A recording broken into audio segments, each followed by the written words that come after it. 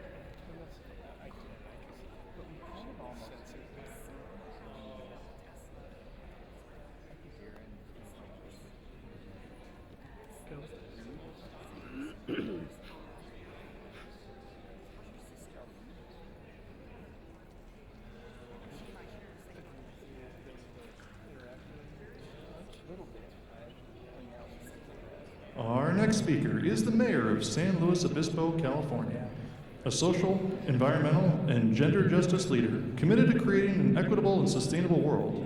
She's been able to create a politics of belonging by instituting a sanctuary city, celebrating indigenous people, and lifting up all voices. Under her leadership, the city has one of the most ambitious carbon neutrality goals of any city in the United States. San Luis Obispo was also the recipient of the Small Municipality Award in the Sustainable Cities category at last night's award ceremony. Please welcome the Honorable Heidi Harmon.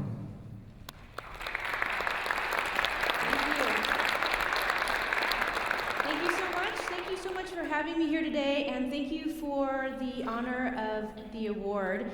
You know, like most of you, we don't do it for the awards, but I have to say that getting this award has been definitely a boost. So myself and my staff and all the community members in San Luis Obispo very much appreciate it.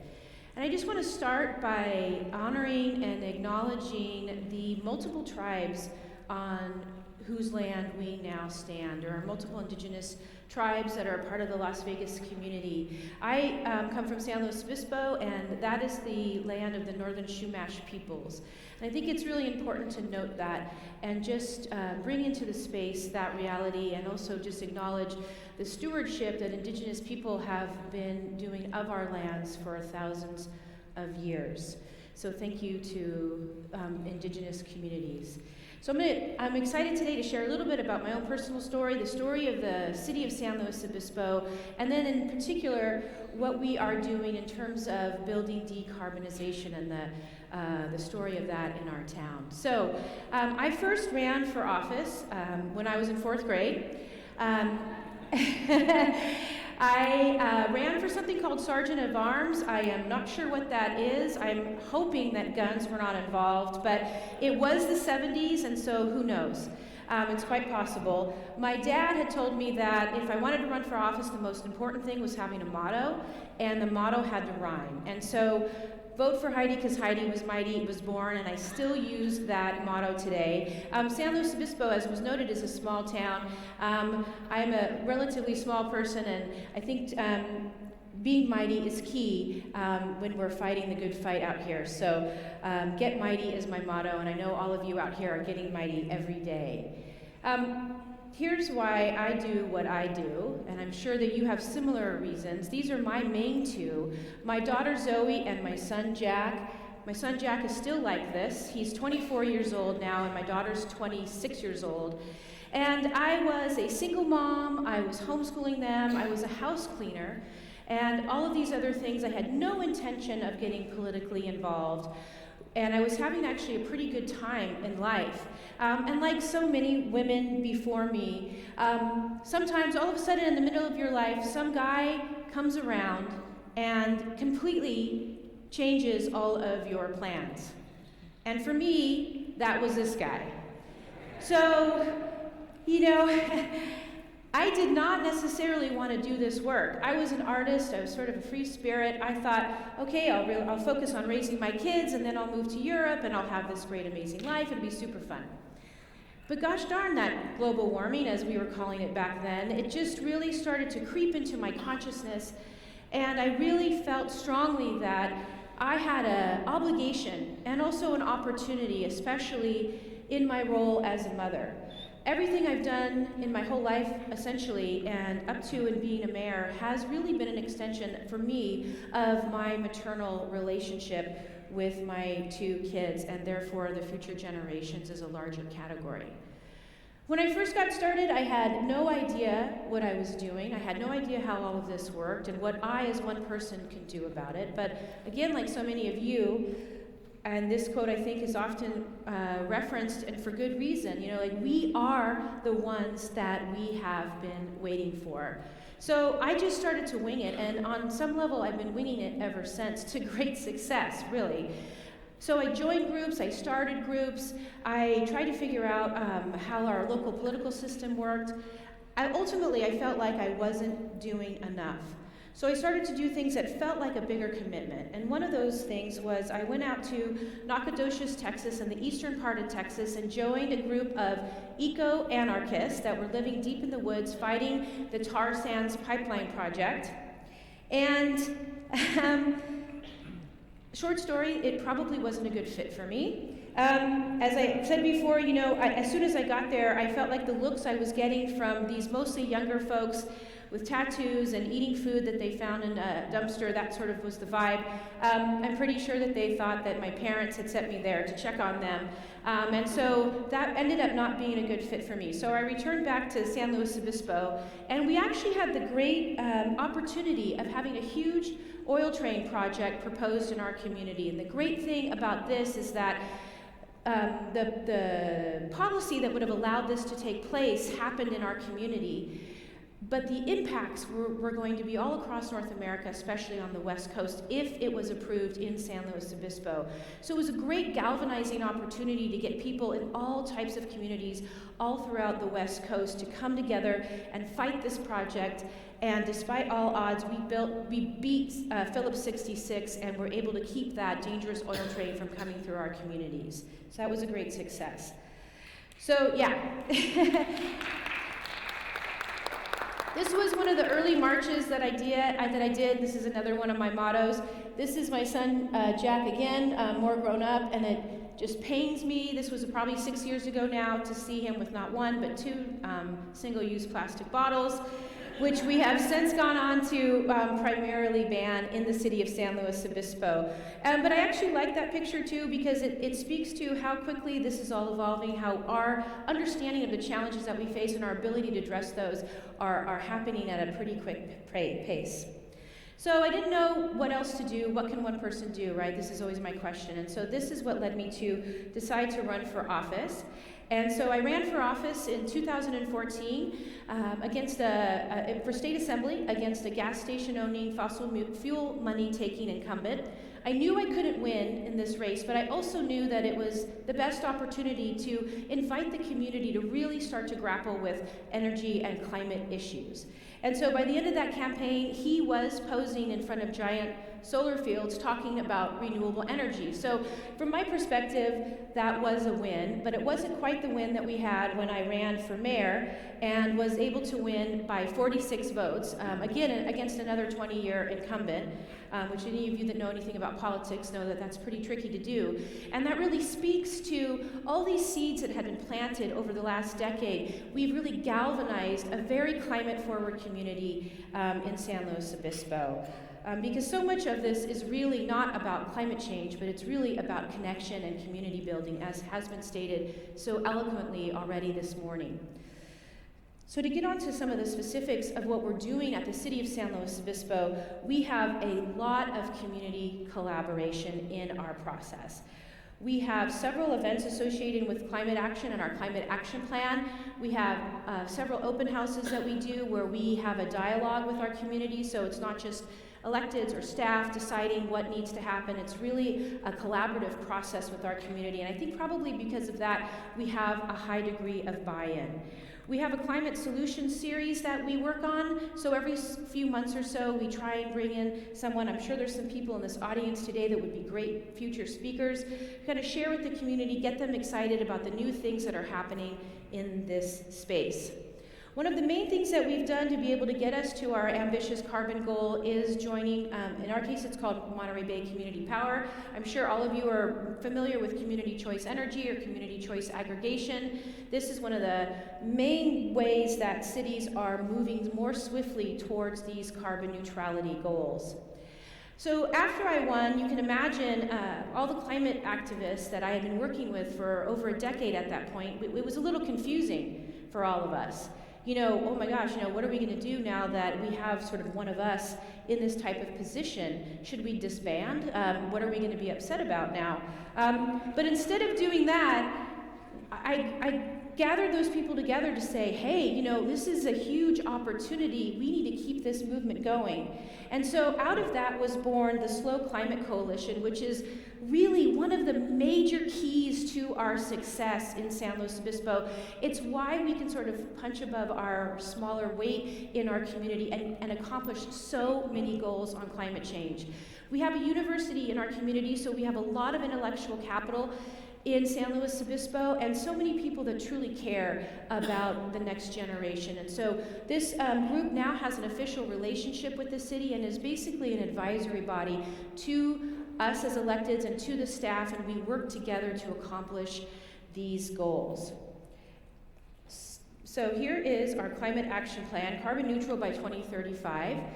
So we're really excited and proud about that, and we have a few sort of points under there, some pillars, if you will. Leading by example. To me, this is the point that I am the most excited about. I think this is a huge opportunity that we have in our city because of our ambitious goal and all of the details underneath that. My main passion is to inspire other communities to follow suit and do the same.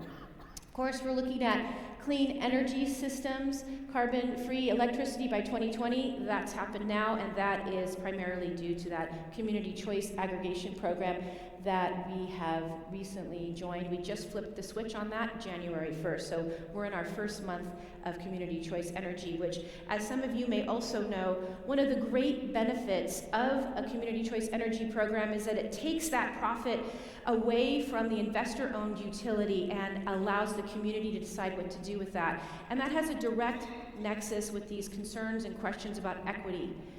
You know, we know that a lot of folks are being left behind in a lot of ways, and as we transition, we talk a lot about a just transition. And this is one way that we can sort of fund and support the just transition by taking money out of that investor-owned utility and giving it back to the community, especially folks that are struggling in lower income communities, so we can help support them retrofit their own built environment or whatever other programs need to happen to make sure everybody's coming with us. Green buildings, what we're here mostly to talk about today, and I'm going to go into a little bit more detail about our building decarbonization in a moment, but we were one of the first cities to move towards an electrification policy. We did not enact a ban as Berkeley did, but we have a clean energy choice program. So what we set up was you can have natural gas in the built environment if you want. That's a choice that you're making, and when you make that choice, you're also going to have to pay the cost of those greenhouse gas emissions, and the idea is then to use that funding to provide lower income communities the ability to retrofit their built environment to kind of make up for those greenhouse gas emissions. To me, this is one of the most important pieces, connected community. This is primarily talking about transportation. I'm sure you've experienced this in your community. If you want to talk about something even more controversial than climate change, try building a protected bike path. For reasons that elude me, it becomes very controversial, I think, as people are having to understand what has always been true but hasn't been named, and that is the public street belongs to the people and is not a space for your private property to be stored, your car. So we are, like many cities, having a somewhat bumpy transition around that conversation, but we are getting there. Circular economy, we have the only anaerobic digester of its type in the United States in San Luis, and so we've been doing a lot on both food waste, but also plastics, bans polystyrene, plastic bags, straws, bottles, all of that sort of thing. And then we have a really unique opportunity in my community because we have a lot of protected open space. So one of the new things that we're going to be doing this year is a pilot program on carbon sequestration and really trying to impact and influence the county, which is a primarily agricultural county, to join us in that conversation. And here's sort of a long list of all the details. This is, of course, on our website if you'd like to get more information. So, natural gas, wow, really interesting and passionate people are about fire. Obviously, it's pretty primal, right? And there's been a lot of, this type of attitude and conversation in the past about the benefits of natural gas. in the built environment. So that was a huge barrier to get over in our conversation as we move towards decarbonization. I'm not familiar with these first electric homes that were built quite some time ago, but at city council meetings, it sounds like they were very traumatizing for people to grow up in. So we've come a long way since these days. We had a lot, as you would imagine, pushback from the gas company and especially the union associated with the gas company. CARE sounds like the nicest organization in the world, Californians for Affordable and Reliable Energy. Not as nice as you might think. They spent tens of thousands of dollars in our community on a misinformation campaign about the benefits of natural gas. And this is happening all over the country as decarbonization starts to really spread. This is from the Pacific Northwest and Seattle, where they are currently looking at these policies, I believe. But despite all of that, we were able to move towards this decarbonization policy program. We were really excited about that, and sure enough, really soon after that, the gas company union is filed a grievance with the FPPC against one of our council members who is a green builder herself. And so their claim is that because she is a green builder, that she is going to benefit from our electrification policy. We feel like that's ridiculous, and that is an ongoing conversation, but I thought that might be of interest to you in this room. And here is the actual policy itself, which you probably can't read very well. Again, that's on our website if anybody has any interest. I just want to close with this idea of climate justice, which is so important in general and really important today in particular. We look at all of our policies in our city through the lens of climate justice. We ensure that we have all the various stakeholders that you would want to be at the table with a voice at the table. And we don't just talk about climate justice as a standalone thing. I think it's essential, especially at this moment in time where we see attacks on basic human decency at the federal level, that leaders stand with everyone. So whether it's LGBTQ community, the Muslim community, we know that with the challenges that we're facing with climate crisis, that we need to build that community to be as strong as possible so that when things start to fall apart, that we have the connections to turn towards each other and not on each other. And so, as was noted, we have a sanctuary city in the city of San Luis Obispo, which I feel like is a part of that conversation, so our local police force doesn't pursue anyone based on documentation status. And this is probably my favorite title of my tenure. We have not celebrated Columbus Day in San Luis Obispo since I have been mayor, but instead celebrate the indigenous people. And last, but certainly not least, I think this is actually the key to the whole thing. We talk a lot in this space about numbers and percentages and reductions and all of this, the measurables. But we really need to be telling the story. We know that we have a problem. We have a pretty decent understanding of what that problem is. And what I'm really interested in is what is the solution? What is the vision? And so I would invite you to go back into your communities and be part of articulating that vision of a more beautiful world that our hearts know is possible. So thank you so much.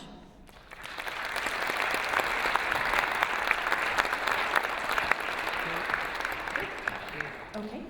We're very excited to welcome our next guest. Kalpana Kodagal is a partner at Cohen Milstein. She is a distinguished civil rights and employment litigation attorney who is currently representing thousands of women in employment discrimination case. And she's probably the only person here today who has been part of a team that has argued a case in front of the Supreme Court. She's the co-author of The Inclusion Rider, which was referenced by Oscar-winning actress Frances McDormand in her 2018 Best Actress Acceptance speech. Kalpana is a champion of equity, diversity, and inclusion in the workplace, and she was featured in the highly acclaimed 2019 documentary, This Changes Everything. Please give a warm welcome to Kalpana Kodagal.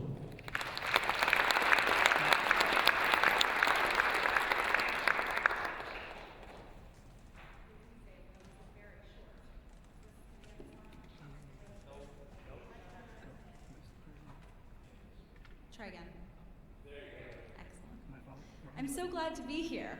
Thank you for inviting me, Ron and Sarah, and thank you so much to Mayor Harmon. I was at the dinner last night and was so inspired by the stories of San Luis Obispo and Santa Fe and Austin and the leadership coming out of those cities on these issues.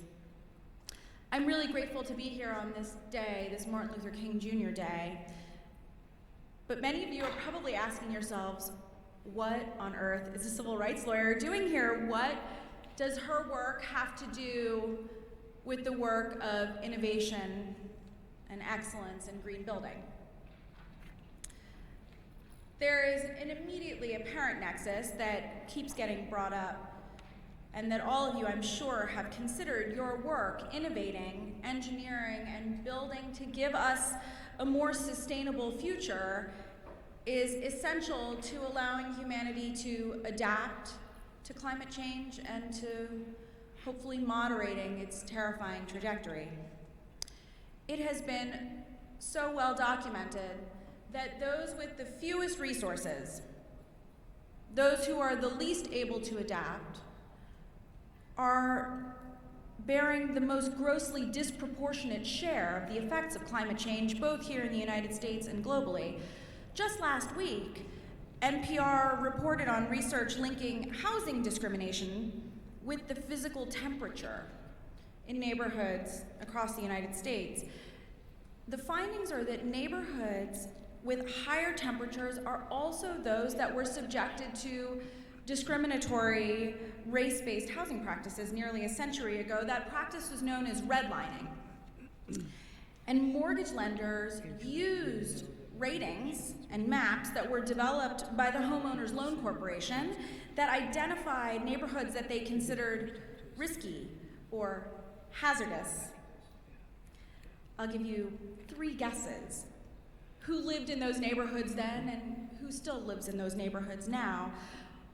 It's quite clear that the practice of redlining concentrated poverty and stifled home ownership for racial and ethnic minorities with enduring effects all across the US. Low-income areas in the most populous 97 American countries are more likely to be hotter than wealthy neighborhoods in those same cities. Those lower income areas are, because of redlining, almost always disproportionately communities of color. Those neighborhoods that were deemed risky or hazardous in the 1930s are hotter than higher rated, wealthier neighborhoods in the same cities by nearly 5 degrees on average across the United States. And in some cities, that number is more like 10 or 12 degrees. When I read that research, I thought to myself, I live in Washington, D.C., where the summers are awful already. What is it like to live in those neighborhoods in a Washington, D.C. summer? Who suffers the most? Who bears those burdens? And what does climate change mean for those neighborhoods? The connection between our built environments, including where we live, and discrimination is tangible. And the connection between addressing climate change and adapting to its effects and furthering social justice and equity is a crucial one. There's an immediate connection between your daily work and that effort, provided that you bring it into focus. And I'm so glad that Rhianna Gunn Knight will be here to talk about the Green New Deal later today. I think that's such a central part of that conversation. In these times of legitimate crisis, I think it can be tempting to think only about what we need to do, prioritizing the what over the how we do the work, how we address the crisis. When stories of fires in Australia or the Amazon or California are in the daily news cycle, followed by or preceded by more frequent, more severe hurricanes or drought, I understand this temptation. We don't have time to worry about the how. But I'm here to challenge that, to suggest to you, those who are engaged daily in this work, that the means matter a great deal for those who see themselves as doing work that serves society. On this Martin Luther King Day, I think Dr. King's writings and teachings and philosophy offer powerful insights about how you go about your work, not the what, but the how. I've spoken on this theme with nonprofits, especially in the legal community, advocacy organizations who see themselves often accurately as the good guys, as doing righteous work, providing a voice and counsel for those without, for the powerless. And the theme is relevant to you too. If I had to guess, I would say that most of you are here both because Green Home Building is your livelihood, but also because you believe that your work makes the world and our communities better by creating a pathway to greater harmony with the natural environment, by constructing livable and walkable communities, by innovating with climate change in mind. I guess that you think of yourselves as good guys. Dr. King's teachings offer us another frame on what that means. He focuses on the what, but also on the how. In shorthand, I would say Dr. King advocates for walking the walk. In my legal practice, most of the time, my work is about representing victims of discrimination. My job is to help make things right for women, people of color, and members of the LGBTQ community, and others who've been treated unfairly at work or perhaps in their housing circumstances. I work to secure relief for victims of discrimination, but also to fix the systems and the processes that gave rise to that underlying discrimination, to attack the root causes of it.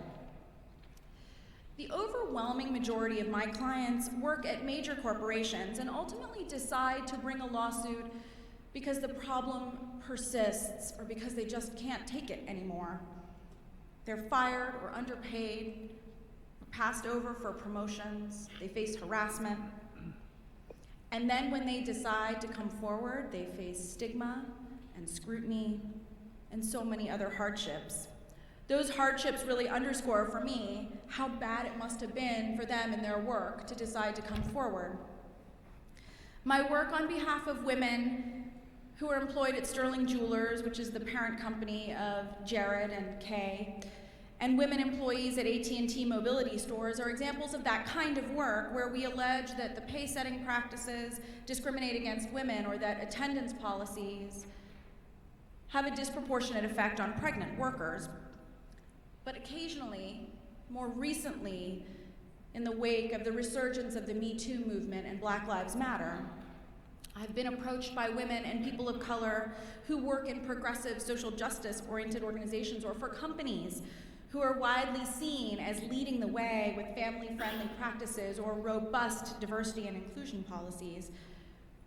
I have to be careful here not to speak with too much specificity to protect my clients, but I do want to try and offer a little bit more about what I'm talking about here.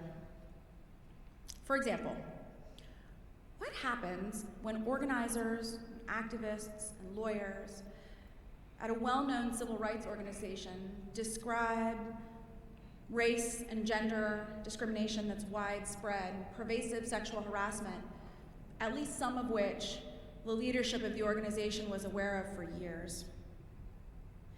Or when law firms or legal nonprofits whose members have sworn to uphold the laws of the United States engage in patterns of discrimination against women and people of color? When activists and lawyers from a well-known civil rights organization first came to me and shared their stories, I thought, can this possibly be true? How can this be happening at such a well-known organization committed to justice? But these individuals are deeply credible in their own right, and our investigation of their stories substantiated and confirmed what they said. Dozens of witness interviews. I believe them. But their allegations in our investigation really rocked me to my core. While I was in the midst of that investigation, I'd come home just physically depleted, emotionally drained. My work is hard, just generally. If you look at the news stories about the Sterling Jewelers case or press coverage of the inclusion rider, you can see that I contend daily with the realities of systemic discrimination. So why did this investigation into discrimination and harassment at a civil rights organization, why did it so deeply unsettle me? I've reflected on that at some length, and it's brought me to the writings of Dr. King and to you. He wrote so much and taught so much that there's a wealth of material, but I focused on a few. His letter from Birmingham jail, which was written to white religious leaders in August 1963 while he was imprisoned for participating in civil disobedience in Birmingham, and was the subject of criticism for that civil disobedience. An address that he delivered at Illinois Wesleyan University in 1966, and his final Christmas sermon delivered on December 24th, 1967, just 4 months before his assassination. If you haven't read those documents, go read them. And if you haven't read them recently, go back and read them again. Dr. King was remarkably consistent in preaching and teaching in the civil rights movement of nonviolent disobedience that, and this is a quote from his letter from Birmingham jail, "Nonviolence demands that the means we use must be as pure as the ends we seek." He develops this principle a little bit further in his Christmas sermon, beginning from the insight that all life is interrelated, and proceeding to contend that, and this is another quote, "If we are to have peace in the world, men and nations must embrace the nonviolent affirmation that ends and means must cohere." Why? He dismantles the contrary position that as long as you get to the right end, the means don't matter. He says, "We will never have peace in the world until men everywhere recognize that ends are not cut off from means. Means represent the ideal in the making and the end in process. And ultimately, you can't reach good ends through evil means because the means represent the seed and the end represents the tree." If any of you come from a nonprofit or advocacy background, you may have wrestled with this issue. It comes up all the time. For example, should an organization accept funding from a company or an industry whose work is fundamentally inconsistent with the work of that organization, but where the funding will advance good, important, even necessary work? It's certainly a tricky question. And perhaps the answer lies somewhere along a continuum, weighing how morally repugnant that work is, or how urgent or important the organization's work is. But I don't think we need to fixate on extremes to explore the applicability of Dr. King's teachings to the work of you all and the civil rights organization where my clients worked. Far be it from me to question Dr. King's moral authority, so let's just start from the premise that he's right, that using moral and just means is the right thing to do. I want to suggest to you that aligning means and ends using just means to accomplish worthy ends is also the pragmatic thing to do. It's the path that will lead most effectively to the righteous ends we seek and will permit those accomplishments to endure. I'm going to give you a couple examples of what I think. My husband and I were chatting last week about the message I wanted to convey to you all today, and he offered the following example, which I think is spot on. There are some on either end of the political spectrum who would say, just focus on getting the members of our political party elected, into power, in control. Don't worry about how. Don't worry about manipulation or lies. Don't worry about polarizing the American electorate or stoking fear. Just focus on our base. It doesn't matter if that approach results in America where people of different views can't talk to each other anymore. Just get us into power so we can press forward our policy agenda. As we watch the energy efficiency gains and the climate change policy progress of the last administration systematically reversed, one lesson we might draw is that under such a polarized framework, in such a polarized America, policy gains are only as enduring as the next election cycle. The progress is short-lived. I, like you, I'm sure, have plenty to say on who or what is responsible for that polarization, but I'll spare you my unsolicited political views and return to Dr. King's teachings, which suggest to us that the how matters to achieving the what. Politics that seek common ground, that operate from a foundation in truth, and strive for the healing of our polity are more likely to lead to more enduring progress on the important issues that we all care about. Here's another example from the workplace context, which is much more in my wheelhouse. When an organization or a company ostensibly committed to socially responsible business practices, or directly in the work, say civil rights or poverty alleviation, environmental issues or climate change, pick your issue, if they only apply those values in their outward-facing work and fail to implement those values in their own house, their work suffers. I've seen it happen. Staff grow cynical, and their inspiration and their motivation seep away. They come to see their employer's commitment to these issues as self-serving or perhaps superficial, and eventually these companies, these organizations who are not walking the walk, they lose talented people, sometimes in a hemorrhage, which is then further demoralizing, further destabilizing. Staff leave, taking with them skills, training, institutional knowledge. Others might challenge the legality of the company's practices, whether internally through organizing or externally in the press or even legal action. And no matter what, the substance of that righteous and necessary work, it slows down. Sometimes it grinds to a halt. Look, there are lots of different kinds of workplace problems. Sometimes it's companies who don't pay their workers fairly, skirting overtime laws, or paying women or people of color less. Sometimes the problem is promoting people with a tap on the shoulder rather than identifying who's actually most qualified for the job. Or perhaps the issue is allowing unconscious bias or stereotypes to creep into evaluating employee performance. Or the problem might be, as we've seen in Silicon Valley, in tech more broadly, in media and entertainment, that a company protects its most valuable senior employees, shielding them from accountability for sexual harassment or other improper behavior. In most circumstances, in my experience, discrimination is not intentional. It's a function of assumptions that are thought to be neutral but that play out in discriminatory ways, but that's not always the case. I've seen plenty of examples of companies, boards, and leadership who know that they're treating their employees unfairly. My position here for you all is to ask you to think about yourselves not just as champions of the fight for sustainability, but also as companies, as workers, as employers. And to keep in mind that your internal practices, the means, if they devalue and diminish workers, even unintentionally, can be short-sighted and undermine your long-term success. Even for the most pragmatic among us, the means should matter. I'll never forget something that my sister once said to me. She's a pediatric surgeon.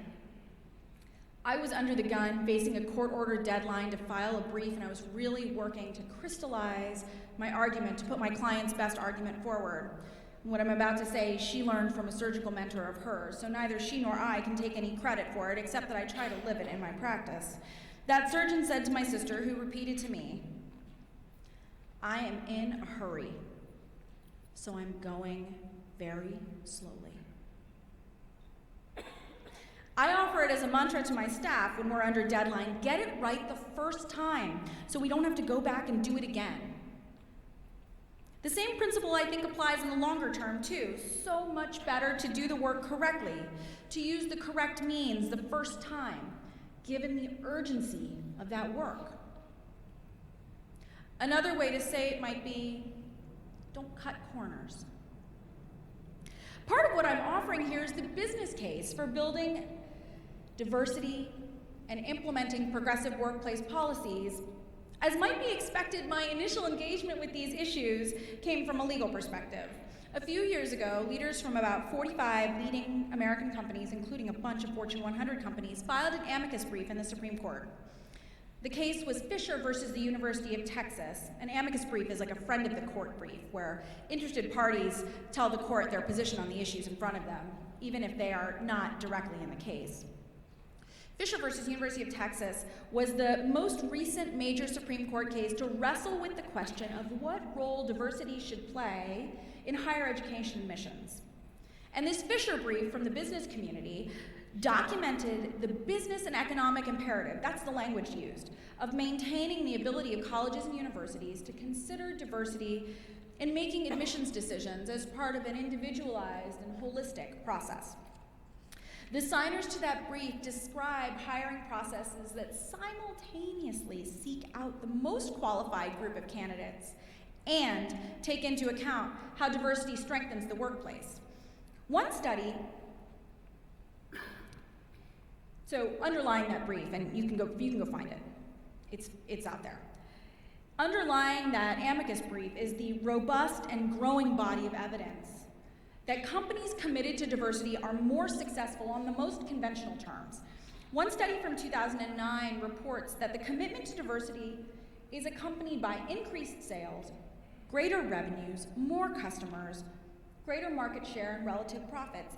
A 2018 study from the Boston Consulting Group documents how companies with more diverse management teams have revenues that are nearly 20% higher than companies with less diverse management teams.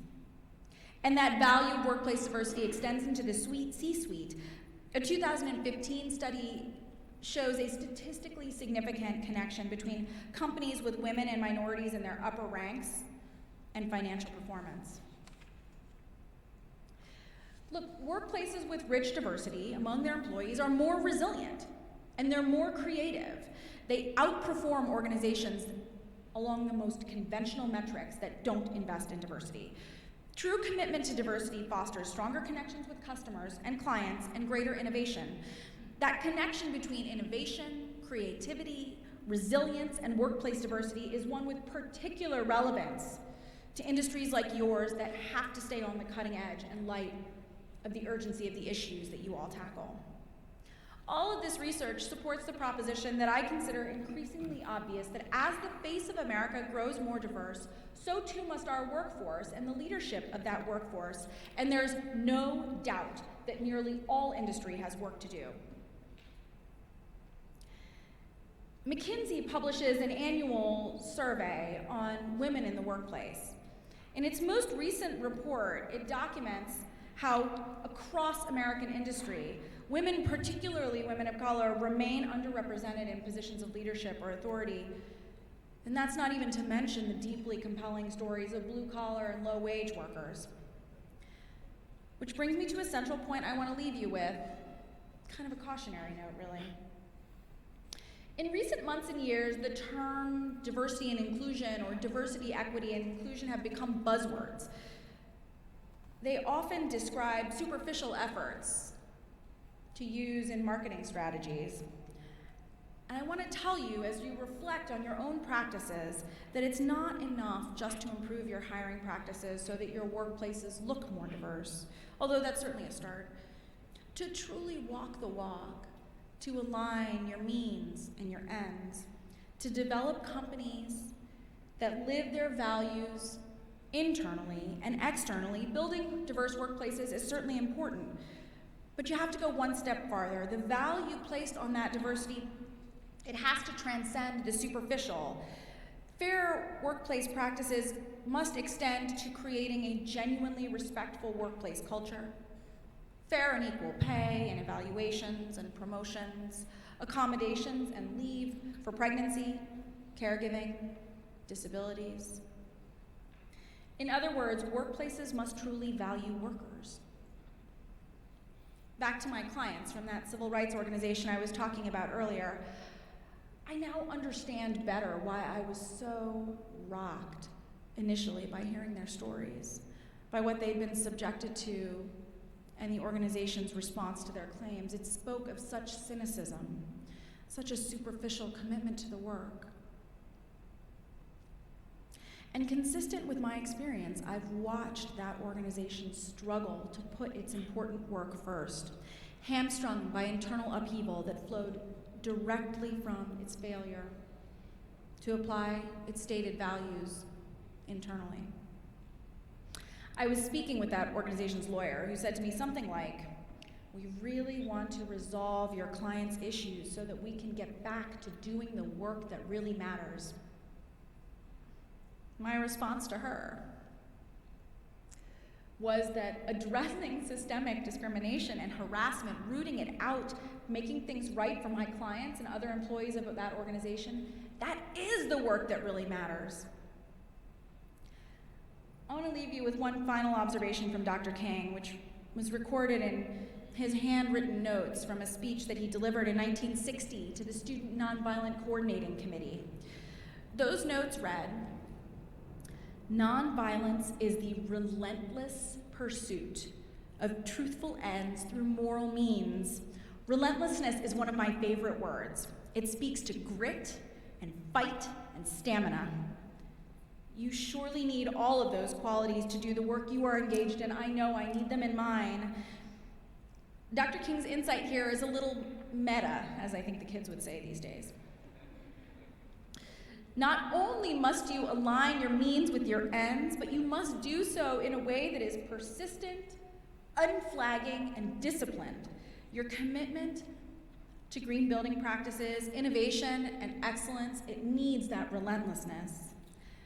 And so does your commitment to pursue that work in a just, ethical, and moral way. I hope you'll leave here with a commitment to look inside a little bit, to examine your practices and your way in the world with Dr. King's teachings in mind. I thank you all for the work you're doing to make our world a more sustainable and healthier place. Thanks so much.